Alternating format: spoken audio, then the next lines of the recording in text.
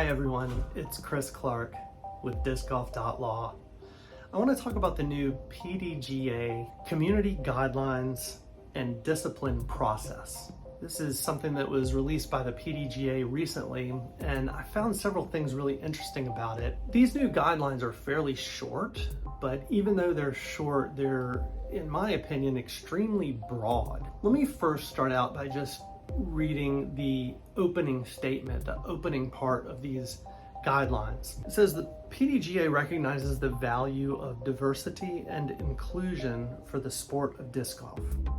The PDGA also supports the right of all members of the disc golf community to live as their authentic selves. Right off the bat, it strikes me that this is likely something that was created and released in response to the evolving landscape of gender identity in disc golf. Now, as far as where these guidelines apply and to whom they apply, this is where I feel like this is a really broad reaching set of guidelines. It says it applies to the PDGA social spaces, physical and virtual.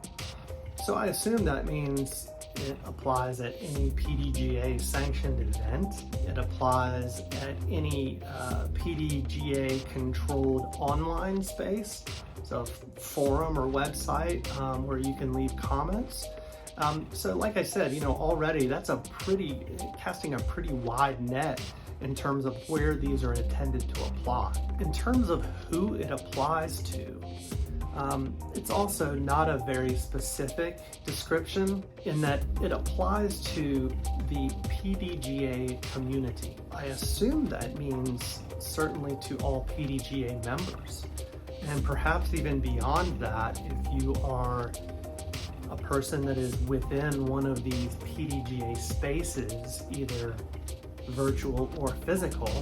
Even if you're not a PDGA member, I assume these guidelines would apply to you, because you would, by virtue of being in that space, be considered part of the PDGA community. Before I go into the specific guidelines, I want to talk about what the consequences are for violating these guidelines. Again, quite broad.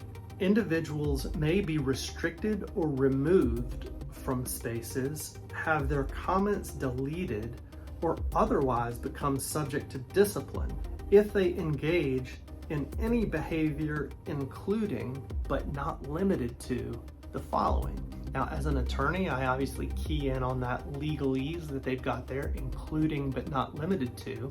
We're about to talk about examples of what these guidelines are, but by using that language, what they're saying is these are just examples. There could be other community guidelines that fall within the potential disciplinary authority of the PDGA. It's just not very specific. It's very vague. So there's really three general categories that the PDGA considers to be within these guidelines. And so the first one is inappropriate language, including but not limited to the use of profanity. Other types of inappropriate language that don't include profanity apparently are also included.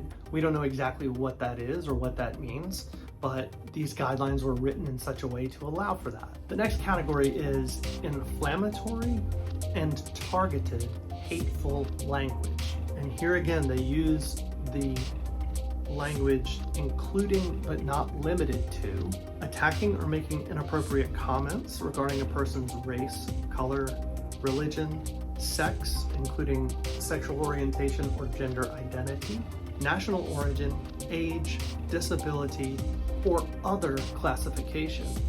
Again, that's a pretty broad range, including when you've got that catch-all at the end, other classification. Also included in this section about inflammatory and targeted hateful language is if you purposely misgender any person, player, commentator, organizer, etc., or suggest that their gender identity is not valid. Calling a transgender woman a man or calling a transgender man a woman is a violation of this standard. And this supports my interpretation that really gender identity is the focus of these guidelines. Now, the third example that they give is spam.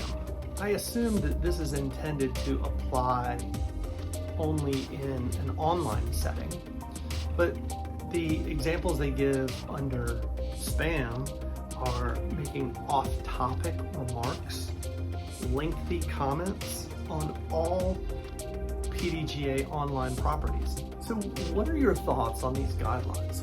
Why now did the PDGA feel it necessary to issue these guidelines?